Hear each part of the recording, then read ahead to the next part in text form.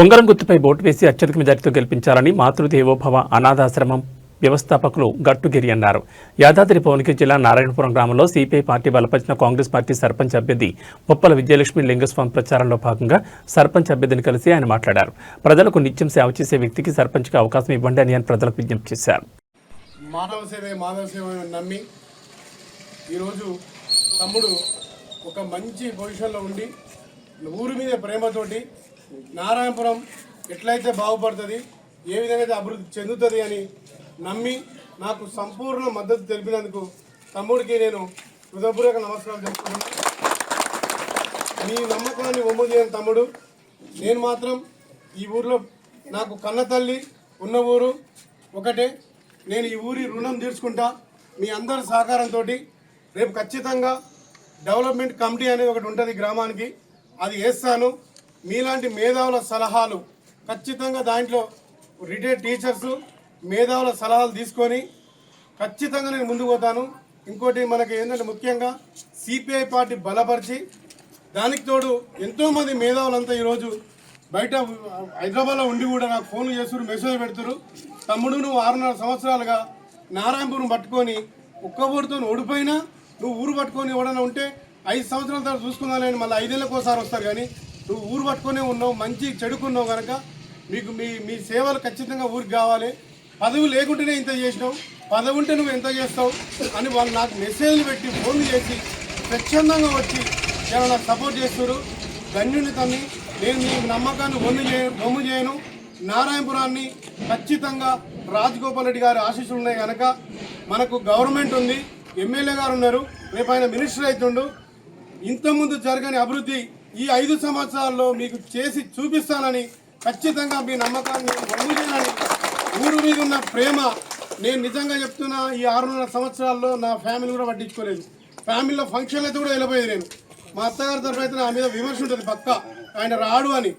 ఎందుకంటే నేను ఊరంటే అంత ప్రేమతో పనిచేసిన. మీ అందరి సపోర్టు ఇట్లాగే అందరి సపోర్టు వన్ సైడ్ తీసుకురండి. మీరు వేసే ఓటు అభివృద్ధి కోసం వేసే ఓటు ఇది, నాకు కాదు. నారాయణపురం ప్రేమ ఉన్న వాళ్ళందరూ ఇలాగే సపోర్ట్ చేస్తారని మీకు ఇంత సపోర్ట్ చేసిన గిరికి మరొక్కసారి ప్రత్యేకమైన ధన్యవాదాలు తెలుపుకుంటున్నాను. తమ్ముడు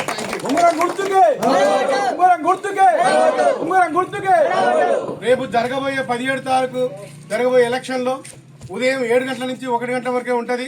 హైదరాబాద్లో ఉండే మిత్రులందరూ కూడా ముందు రోజు వస్తే ఇంకా మంచిది. ఒకవేళ పొద్దున్నే బయలుదేరి ట్రాఫిక్ ఉంటుంది అంటే గుర్తుపెట్టుకుని 1 గంట వరకే ఉంటుంది కనుక అందరూ ఓటు హక్కు వినియోగించుకొని ఉంగరం గుర్తు మీద ఓటు వేసి వార్డులలో కూడా తమ వార్డులలో గుర్తులు మారిపోతాయి కనుక చూసుకొని సంపూర్ణంగా 14 వార్డులకు 14 వార్డులు సర్పంచ్గా ఉంగరం గుర్తు మీద భారీ మెజార్టీతో మీరు గెలిపిస్తే కనుక రాజగోపాల్ రెడ్డి గారితో మాట్లాడి ఖచ్చితంగా మనకు ఒక మంచి ఫండ్ తీసుకొచ్చి నారాయణపురంలో అండర్ గ్రౌండ్ డ్రైనేజ్, సీసీ రోడ్లు డెవలప్మెంట్ ఎప్పుడు జరగనంతగా జరిపిస్తాను.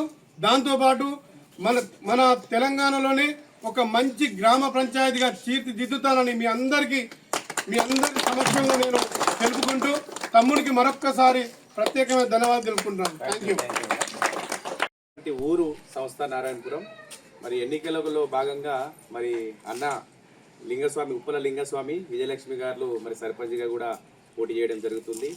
సో నిజంగా ఇప్పుడు మరి సొంత గ్రామానికి పుట్టి పెరిగినటువంటి గ్రామానికి ఏదో ఒకటి చేయాలన్న తపనతో యువత ముందుకొస్తున్నారు.